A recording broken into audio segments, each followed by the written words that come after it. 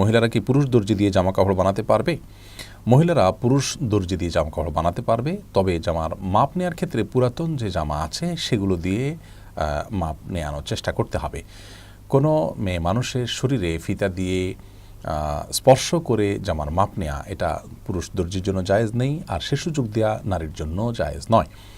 ইসলাম আমাদেরকে যে সুমহান জীবন বিধান দিয়েছেন, এর মাধ্যমে আমাদেরকে আত্মসম্মান বোধ সম্পন্ন সম্ভ্রান্ত মানুষে পরিণত করতে চায় ইসলাম। এজন্য যে কোনো কাজ অন্য 10 জন নারী পুরুষ করতে পারলেও সেই কাজটি যদি আমাদের আত্মসম্মান বোধে বাধে, তাহলে একজন মুসলমান হিসাবে আমরা সেই কাজটি করতে পারি না।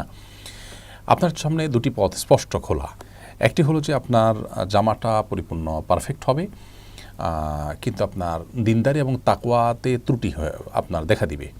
আরেকটি পথ হলো যে দিনদারি এবং তাকওয়াটা ঠিক থাকবে, আর জামাতে হয়তো একটু ত্রুটি হতে পারে। আপনি কোন পথ বেছে নেবেন সিদ্ধান্ত আপনাকেই নিতে হবে। একজন